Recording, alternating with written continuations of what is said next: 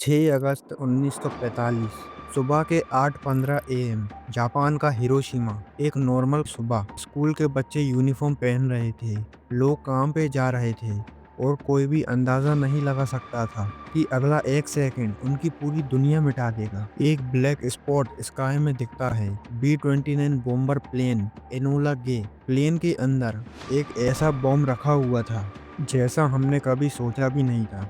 और जैसे ही वो बॉम्ब गिरा, 1 लाख लोग बस एक फ्लैश में खत्म। शैडो तक जल गई। लेकिन सवाल यह है, अमेरिका को एटॉमिक बॉम्ब गिराने की जरूरत क्यों पड़ी? क्या जापान रुक नहीं रहा था? या अमेरिका दिखाना चाहता था कि दुनिया का असली बॉस कौन है? तो इस वीडियो में हम पूरा सच साफ साफ जानेंगे। हिस्ट्री की वो कहानी जो स्कूल में कभी नहीं बताई जाती। Spawned by the genius of man, a new age is born in the roar of thunder and the fire of the sun.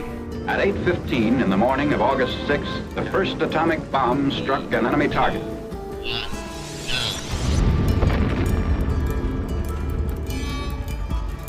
In this instant, Robert Oppenheimer recalls a passage from a sacred book of the Hindu.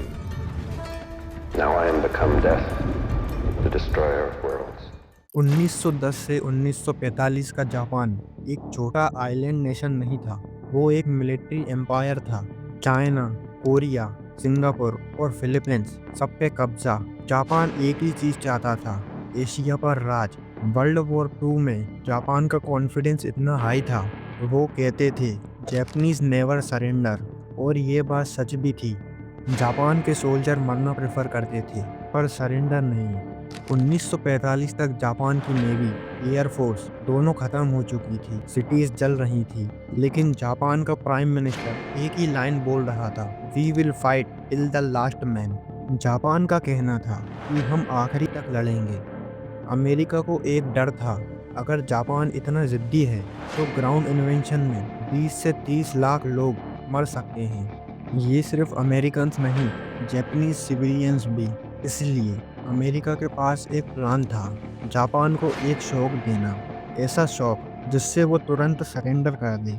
1939 से 1945 America ने secretly एक mega project चलाया, the Manhattan project. 6000 scientist, top secret lab और एक ही गोल, ऐसा bomb बनाओ जो एक सिटी को एक सेकंड में मिटा सके।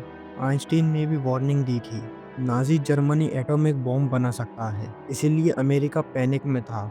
और जब 16 जुलाई 1945 को पहला टेस्ट ब्लास्ट हुआ, साइंटिस्ट रॉबर्ट ओपनहाइमर ने बस एक लाइन बोली, I am become death, the destroyer of world. America के पास अब दुनिया का सबसे पावरफुल वेपन था, पर एक प्रॉब्लम, ये वेपन कब यूज करें? अमेरिका ने जापान को 26 जुलाई 1945 को एक मैसेज भेजा, सरेंडर और फेस टोटली डिस्ट्रक्शन। इसको बोलते हैं पोट्सडम डिक्लेरेशन। जापान का रिस्पॉन्स सिर्फ एक वर्ड, मोकू सत्सु, मतलब वी इग्नोर दिस। अमेरिका का पेशेंस खत्म। वॉर के हर वीक में हजारों लोग मर रहे थे। जापान ग्राउंड इन्वेंशन का मतलब लाखों की डेथ। अगर जापान सरेंडर नहीं कर रहा तो अमेरिका के पास फाइनल ऑप्शन बच गया था। 6 अगस्त 1945 हिरोशिमा। बॉम्ब का नाम little boy, uranium bomb. Explosion का टेम्परेचर सन की सरफेस से 10 गुना ज्यादा। 10 अगस्त तक रेडिएशन से 40,000 डेथ हो गई। पर शॉकिंग चीज, जापान ने फिर भी सरेंडर नहीं किया। इसलिए 9 अगस्त 1945 अमेरिका ने दूसरा बॉम्ब गिराया, नागासाकी। बॉम्ब का नाम फटमैन। इस बार जापान की मिलिट्री भी शॉक में थी। एम्परर हिरोहितो ने फाइनली एक स्पीच दिया, we must endure the unendurable, we surrender. आज भी हिस्टोरियंस डिवाइडेड हैं। कोई बोलता है बॉम्ब जरूरी था, जापान सरेंडर नहीं कर रहा था और 1-2 साल चलता, लाखों जापानी सिविलियंस और अमेरिकन सोल्जर मरते। और कोई बोलता है जापान ऑलरेडी वीक था, अमेरिका यूएसएसआर को दिखाना चाहता था कि हम पावरफुल हैं। दोनों बॉम्ब गिराना पॉलिटिक मैसेज था। लेकिन सच क्या है? ट्रुथ बीच में है। अमेरिका वॉर खत्म करना चाहता था, जापान जिद्दी था और एक एटॉमिक ब्लास्ट एक वार्निंग थी। लेकिन सेकंड बॉम्ब, नागासाकी वाला एटॉमिक बॉम्ब ने वॉर खत्म की, पर साथ में एक चीज शुरू हुई, न्यूक्लियर एज। एक ऐसा एरा जिसमें एक बटन पूरी दुनिया का फ्यूचर डिसाइड कर सकता है। हिरोशिमा और नागासाकी हमें एक ही चीज सिखाते हैं, विक्ट्री का प्राइस कभी कभी इंसानियत से ज्यादा होता है।